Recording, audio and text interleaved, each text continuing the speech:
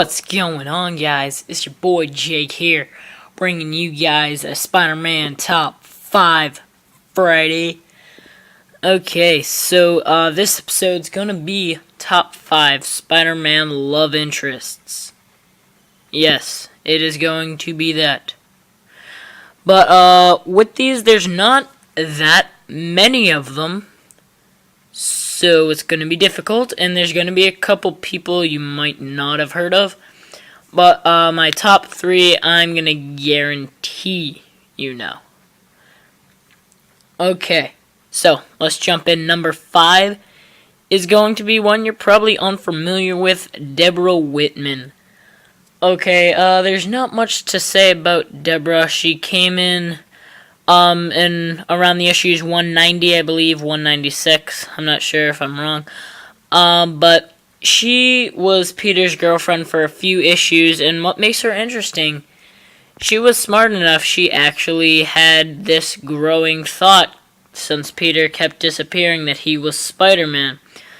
Now, of course, Peter kept reassuring her, "I'm not Spider-Man, that's crazy," which eventually she ended up believing him with that. And in the end, she ended up leaving and going with another man, so Peter got burned. But yeah, so that's Deborah Whitman. You might probably remember her from the 1990s Spider-Man series. I'll have a picture of that probably now. But alright, let's move on to number 4. You guys will probably know Miss Betty Brant. Okay. Or Betty Leeds, because she does get married to Ned Leeds. But, anyway, Betty is important because she's really Peter's first quote-unquote girlfriend. He starts dating her early, and in a lot of the early base comics, she is Peter's main love interest, and she's where the story's going. So I think she's important in there, and eventually she and Peter end up parting ways, and it's hard for Peter because she has a growing hate for Spider-Man because of her brother being killed at what she believes was the hands of Spider-Man, which it was not, but that's what she believes, so it was harder for Peter to stick with that relationship, which is eventually why they both ended up moving on with it. And you'll probably recognize her most from maybe the Raimi movies, when she was played by the person who I do not know his name. But anyway, let's move on to number 3. Now these 3, set aside the other 2, are the biggest 3. And this, more than any others, is gonna have more of my personal opinion than anything else, but I have some reasons to back it up, so here they are. Number 3 is going to be the iconic, the classic redhead girl next door, Mary Jane Watson, with the famous line, "Face it, Tiger, you just hit the jackpot."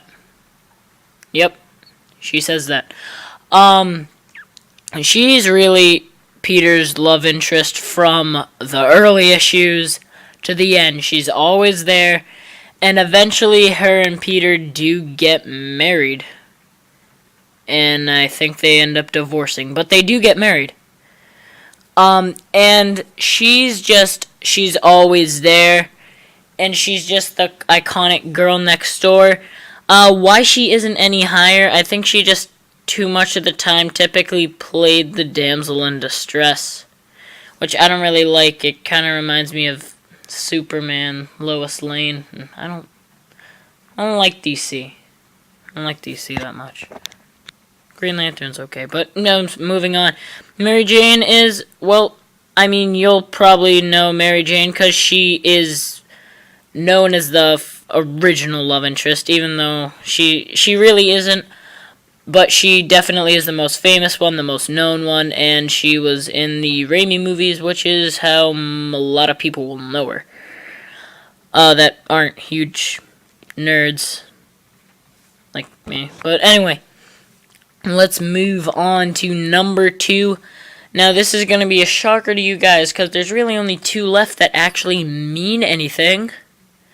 But this leads to my complete total opinion, so don't take this the wrong way. But number 2 and number 1 are really close. I love both of these characters. Number 2 is Gwen Stacy. I really liked Gwen Stacy a lot in the comics. And as much as Betty Brant was his first girlfriend, apparently, this was really Peter Parker's first love. He was in love with Gwen Stacy, and the fact that he lost her at almost his own cost, doing what he did, snapping her neck with his webbing, or did the Green Goblin kill her? That's the question that has everyone been asking for years.